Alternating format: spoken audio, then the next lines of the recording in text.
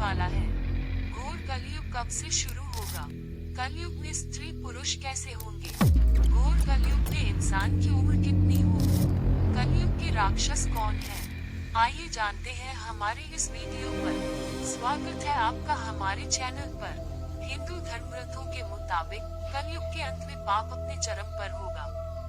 तब धर्म की रक्षा के लिए भगवान विष्णु कल की अवतार में प्रकट होंगे। कलयुग के अंत में क्या होने वाला है? श्रीमद्भागवत पुराण और भविष्य पुराण में कलयुग के अंत का वर्णन मिलता है। कलयुग में भगवान कल्कि का अवतार होगा, जो पापियों का संहार करके फिर से सतयुग की स्थापना करेंगे। कलयुग के अंत और कल्कि अवतार के संबंध में अन्य पुराणों में भी इसका वर्णन मिलता है। घोर कलयुग कब से शुरू होगा? हिंदू धर्म के अनुसार कलयुग की शुरुआत का समय 17-18 फरवरी 1902 ईसा पूर्व था। इस युग की आयु 4,32,000 वर्ष 1,200 दिव्य वर्ष निर्धारित की गई है। फिलहाल अपने अंत की ओर बढ़ रहे कलयुग के 2024 ईस्वी तक 426,875 वर्ष शेष हैं। कलयुग में स्त्री पुरुष कैसे होंगे? माता पिता से द्वेष होगा। कलयुग काल में स्त्रियां भी आचरण और सदाचार को भूल भ्रष्ट हो जाएंगी।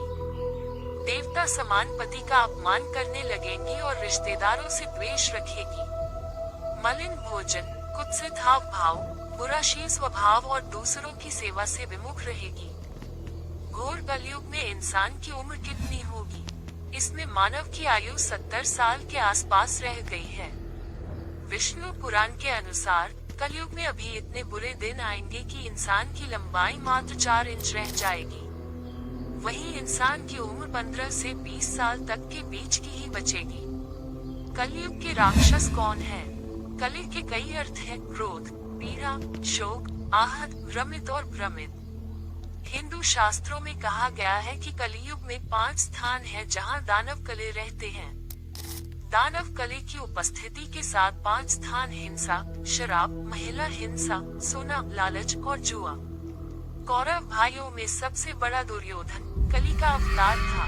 कलयुग कौन से सन में लगा? आधुनिक काल गणना के हिसाब से देखा जाए तो कलयुग का प्रारंभ 2102 ईसा पूर्व से हुआ था, जब 5 ग्रह मंगल, बुध, शुक्र, बृहस्पति और शनि मेष राशि पर 0 डिग्री पर हो गए थे। विद्वानों का मत है कि अब तक कलयुग के 3102 और 2022 मिलकर 5124 वर्ष बीत चुके हैं। कलयुग के 5 स्थान कौन कौन से हैं? कथा में बताया कि कलयुग का वास 5 जगहों में होता है। पहला जहां मद्यपान होता है, दूसरा जहां पर स्त्री गमन या वेश्यावृत्ति हो, तीसरा जहां जुआ खेला जाता है, चौथा जहां हिंसा होती हो और 5वां जहां पाप द्वारा स्वर्ण अर्जित किया जाता हो। कलयुग सबसे अच्छा क्यों है? ऐसा इसलिए क्योंकि कलियुग को यह वरदान प्राप्त है कि इस युग में केवल श्रीहरि का नाम जपने मात्र से ही मनुष्य का कल्याण हो जाएगा। मुक्ति प्राप्त करने के लिए उन्हें अन्य किसी साधन की आवश्यकता नहीं होगी। इसलिए कलियुग श्रेष्ठ है। इस तरह से महर्षि वेद व्यास जी ने ऋषि मुनियों के बीच कलियुग की श्रेष्ठता को सिद्ध किया। कलयुग में पुण्य क्या है? ब्रह्म कुमारियों के अनुसार कलयुग में पुण्य का अर्थ है दिव्यता, जो शुद्धता, सच्चाई, धर्म और नेकी की स्थिति होती है।